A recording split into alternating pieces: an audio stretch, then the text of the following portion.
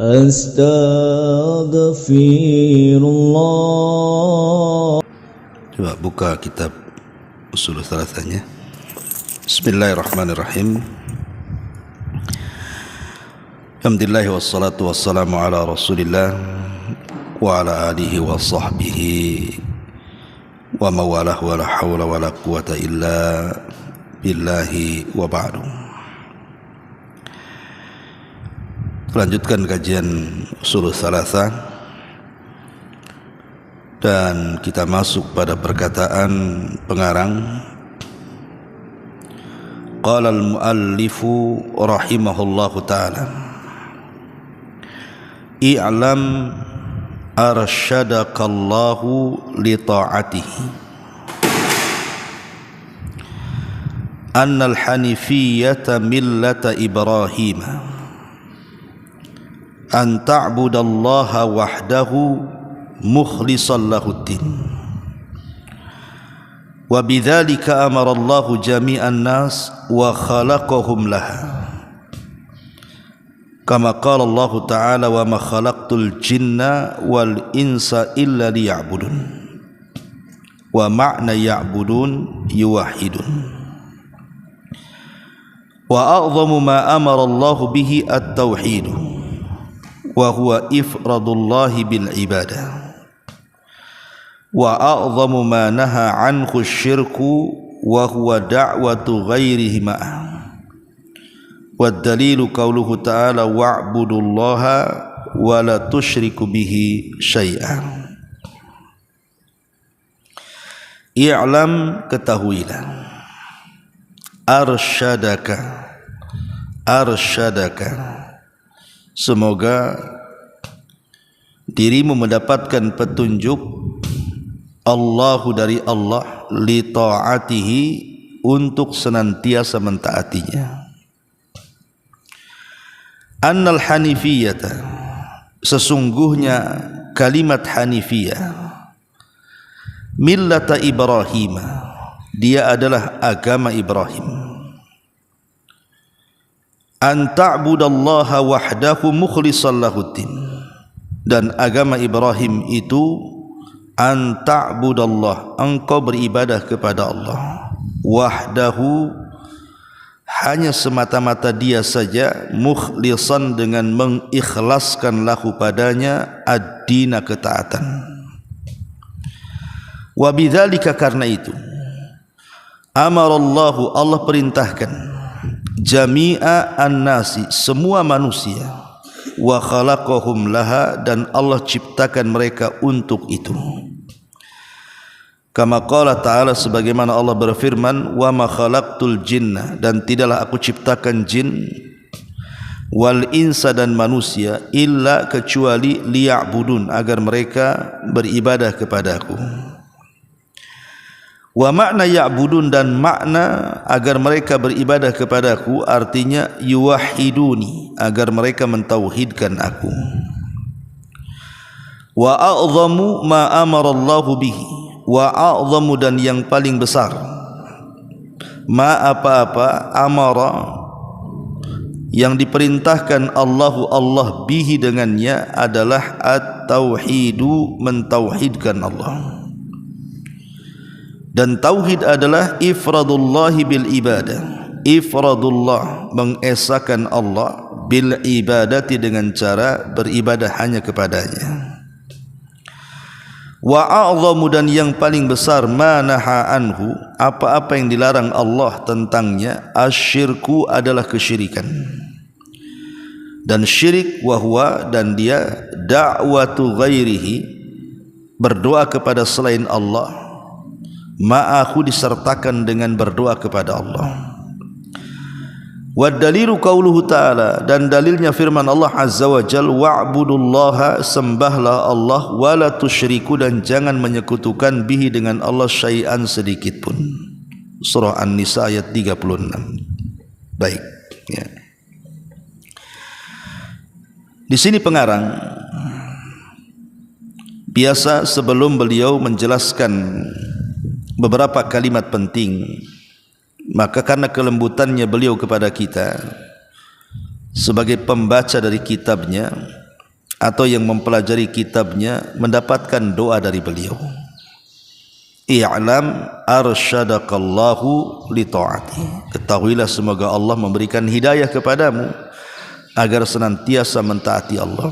Dan ini bentuk kelembutan Syekh pengarang kepada kita, senantiasa mendoakan agar kita istiqomah.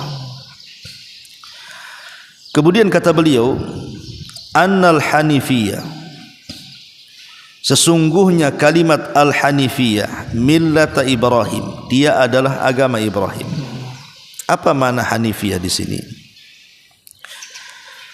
Makna hanifiyah di sini ada dua makna. Pertama, hanifiyah itu adalah agama yang dibawa Nabi SAW, agama Islam. Jadi agama Islam itu disebut hanifiyah. Dan makna yang kedua, maksud hanifiyah adalah al-iqbalu ala Allah bitauhid. Kita menghadap Allah Subhanahu wa taala semata-mata hanya ingin mentauhidkan Allah. Jadi makna yang pertama, makna umum, bahwa hanifiyah itu adalah agama Islam, agama yang dibawa Nabi SAW. Dan makna yang kedua, hanifiyah itu artinya kita menghadap Allah dengan membawa tauhid. Maka kelazimannya kita disuruh untuk meninggalkan kesyirikan. Itulah makna hanifiyah. Adapun kemudian di sini, kenapa hanifiyah? Yang dimaknai bahwa hanifiyah adalah Islam atau hanifiyah adalah agama yang membawa tauhid. Millata Ibrahim dinisbatkan kepada agama Ibrahim karena mengikuti Al-Quran. Al-Quran mengatakan anittabi millata Ibrahim, ikutilah agama Ibrahim. Lalu kenapa kemudian agama tauhid ini dinisbatkan kepada agama Ibrahim? Makanya orang-orang jahiliyah apabila mereka masih berpegang dengan agama Ibrahim disebut hanif, karena mereka mentauhidkan Allah. Ada tiga perkara yang disebutkan para ulama kenapa kalimat hanifiyah dinisbatkan kepada agama Ibrahim. Pertama, karena memang Ibrahim dijadikan Allah menjadi imam. Inna Ibrahim kana ummatan. Ibrahim itu dijadikan imam oleh Allah, dan imam itu harus diikuti. Makanya kita mengikuti agama Ibrahim yang merupakan tauhid. Yang kedua, karena di antara seluruh para nabi dan rasul dari sejak Adam sampai rasul kita Muhammad sallallahu alaihi wasallam, yang paling sempurna mewujudkan tauhid itu hanya Ibrahim. Sampai Ibrahim disebut Abu Tauhid, bapak daripada tauhid. Maka lihat kisah Ibrahim, sejak masa remaja, dewasa sampai tua itu bicara tauhid saja. Di masa remaja Ibrahim pernah menghancurkan patung-patung yang disembah kaumnya dalam istana. Kemudian setelah menghancurkan patung-patung dalam istana itu, kemudian meletakkan palunya di patung yang paling besar, sengaja tidak dihancurkan. Setelah kemudian sang raja tahu bahwa yang menghancurkan patung Ibrahim, maka Ibrahim dipanggil. Kemudian dikatakan, ya Ibrahim, engkau ya yang menghancurkan patung-patung itu ya? Kata Ibrahim, enggak, yang menghancurkan patung itu yang patung yang gede itu, karena palunya kan di situ. Kemudian mereka mengatakan, ya Ibrahim, engkau mengatakan yang sesungguhnya iya. Kalau kau tidak percaya, tanya patung yang paling besar. Maka orang-orang musyrik di zaman itu mengatakan, macam mana aku akan bertanya kepada patung itu sementara mereka tidak bisa bicara? Seolah-olah Ibrahim mengatakan, kalau sudah tahu patung itu mati, kenapa kan disembah? Akhirnya Ibrahim pun harus dihukum bakar, dilempar kepada api, tapi Allah selamatkan. Qul ya naru kuni bardan wa salaman ala Ibrahim. Itu di masa remaja itu sudah menghancurkan patung. Kemudian di masa dewasa dia ingin membatalkan sesembahan kaumnya yang menyembah matahari, bulan dan bintang, dengan mengatakan ketika melihat bintang dia mengatakan, jangan-jangan ini Tuhanku. Ketika bintang enggak ada, dia mengatakan masa Tuhan muncul dan pergi. Dan begitu seterusnya. Dan kalau kita melihat biografi Ibrahim itu semua bicara tentang tauhid. Lah karena Ibrahim itu adalah manusia yang paling sempurna menerapkan tauhid, makanya wajar kalau Al-Hanifiyah itu agama yang mengacu kepada tauhid dan berpaling dari kesyirikan itu dinisbatkan kepada agama Ibrahim, karena dia satu-satunya nabi yang menyempurnakan atau paling sempurna ketika menerapkan tauhid. Dan yang ketiga, wajar kalau Hanifiyah itu dinisbatkan kepada agama Ibrahim. Kenapa demikian? Karena nabi itu kan keturunan Ibrahim. Nabi itu jalurnya kalau mau diurut itu sampai kepada Ismail, dan Ismail itu putra Ibrahim. Maka sudah selayaknya cicit daripada Ibrahim meneruskan dakwah Ibrahim. Maka disebut Hanifiyah itu adalah millahnya, agamanya Ibrahim alaihi salam. Kemudian pengarang menyebutkan seperti apa Hanifiyah yang merupakan agama Ibrahim itu. Anta'budallaha, agar engkau beribadah kepada Allah, wahdahu, semata-mata Allah saja yang disembah, mukhlishan lahuddin, dengan mengikhlaskan semua ketaatan kepada Allah subhanahu wa ta'ala. Itulah tauhid. Dan kalimat ibadah apabila diitlakkan dalam Quran, maka semuanya memiliki makna tauhid. Kata Abdullah ibn Abbas, kalau ada kalimat ibadah dalam Quran artinya tauhid. Jadi kalau ada perintah disuruh untuk beribadah kepada Allah, artinya disuruh mentauhidkan Allah subhanahu wa ta'ala. Makanya di sini kata pengarang, wa bidzalika amarallahu, karena itu Allah perintahkan jami'an nas, seluruh manusia, wa khalaqahum laha, dan Allah menciptakan mereka karenanya, karena tauhid. Sebagaimana Allah berfirman, wa ma khalaqtul jinna wal insa illa liya'budun, tidaklah kuciptakan jin dan manusia kecuali untuk beribadah.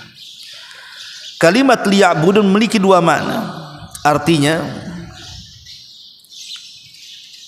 pertama, Allah subhanahu wa ta'ala memang menciptakan manusia itu karena untuk ibadah, untuk maksud tujuannya adalah untuk mentauhidkan Allah. Jadi kita, saya, antum atau siapapun, maksud kenapa kita diciptakan ya untuk beribadah, artinya untuk mentauhidkan Allah subhanahu wa ta'ala. Dan yang kedua maknanya, secara lazimnya ketika kita diciptakan untuk mentauhidkan Allah atau untuk beribadah kepada Allah, maka secara otomatis kita diperintahkan untuk mentauhidkan Allah subhanahu wa ta'ala. Dan ini dakwah semua para nabi. Jadi dakwah semua para nabi itu mendakwahkan tauhid sejak zaman Nuh, kemudian Ibrahim, Musa, Isa, Syu'aib, Hud, dan semua para nabi termasuk Nabi kita Muhammad sallallahu alaihi wasallam.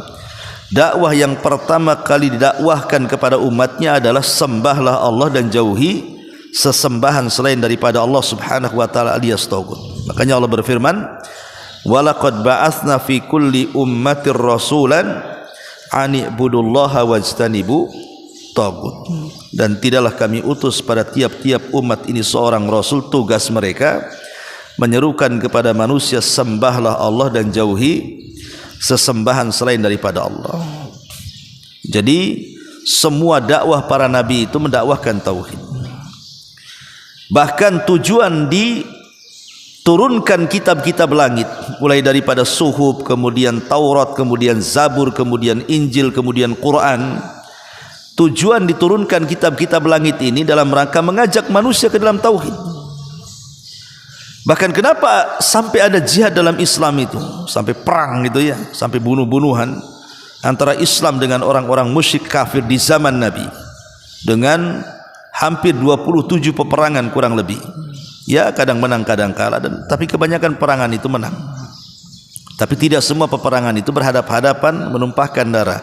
Ada yang damai dan begitu seterusnya. Tapi inti daripada disyariatkan jihad, kenapa sampai terjadi perang? Karena menegakkan tauhid. Ya, li'la'i kalimatillah, untuk menegakkan kalimat Allah, maksudnya kalimatut tauhid. Maka disyariatkan jihad.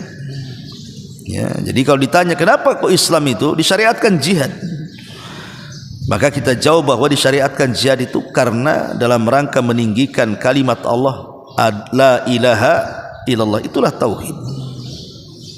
Jadi tegaknya langit, tegaknya bumi, diciptakan manusia dan jin, semua karena mentauhidkan Allah Subhanahu wa taala. Wa ma khalaqtul jinna wal insa illa liya'budun. Artinya illa liwahidun, kecuali agar mereka mentauhidkan aku. Kemudian pengarang mengatakan, wa a'dhamu ma amara Allah bihi tauhid, dan yang paling agung dari perintah Allah adalah tauhid. Jadi perintah Allah itu kan banyak dalam Quran. Perintah Allah itu banyak disebutkan dalam hadis Nabi SAW. Ada perintah salat, perintah puasa, perintah zakat, perintah haji, baca Quran, perintah salat malam, macam-macam perintah itu. Tapi yang paling agung dari semua perintah itu adalah tauhid, karena inilah barometer diterima dan tidaknya ibadah-ibadah yang lain.